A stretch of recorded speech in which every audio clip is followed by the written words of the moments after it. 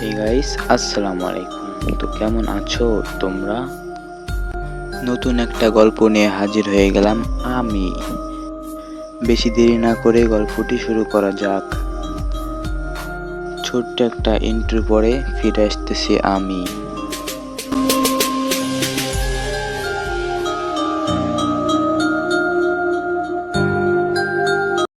রহস্যময় চিঠি।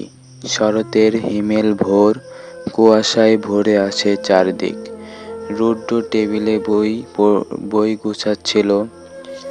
তার চোখে ঘুম, কিন্তু মনটা যেন অস্থির। হঠাৎ চোখে পড়ল একটা হলদে খাম রাখা বইয়ের ভেতরে। কৌতূহল তাকে ছাড়ল না।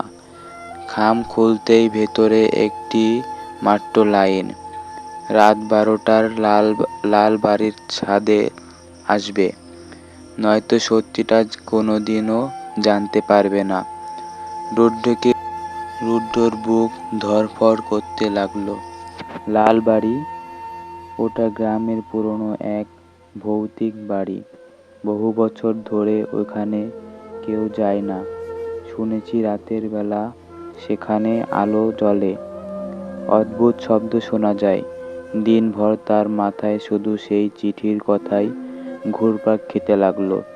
বিকেলে কলেজ থেকে বাড়ি ফিরে তার ঘনিষ্ঠ বান্ধবী আরিবাকে সব বলে দিল।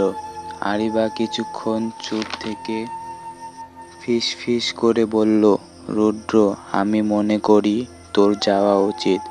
হয়তো চিঠির পিছনে সত্যিই কিছু আছে। রুদ্র অবাক হলো।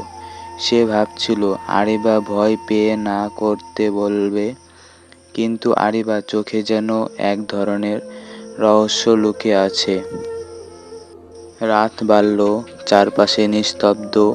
ঘড়িতে যখন 11:50 বাজে, রুদ্র সাহস করে ব্যাগে টর্চলাইট আর ছুরি নিয়ে বেরিয়ে পড়ল। লাল বাড়ির সামনে এসে দাঁড়াতেই কুয়াশার ভেতরে বাড়িটা যেন আরো ভৌতিক লাগছিল। জানালা ভাঙা, দরজার রং উঠে গেছে, আর ভেতর থেকে যেন ফিস ফিস শব্দ আসছে। রুদ্র সিঁড়ি বেয়ে ছাদে উঠল। এখনই হঠাৎ একটা ছায়া মূর্তি তার সামনে এসে দাঁড়ালো।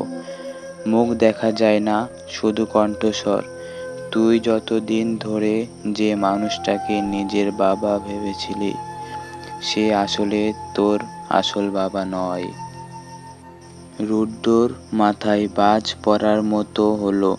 সে কিছু বলার আগেই ছায়ামূর্তি তার হাতে আরেকটা খাম ধরিয়ে দিল, আর মুহূর্তের মধ্যেই মিলিয়ে গেল কুয়াশার মধ্যে।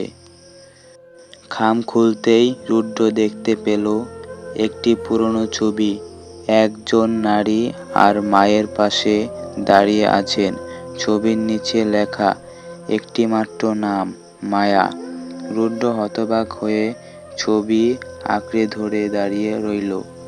তার মনে একটাই প্রশ্ন ঘুরতে লাগলো, মায়াকে কেন লুকিয়ে রাখা হয়েছিল এই সত্যি?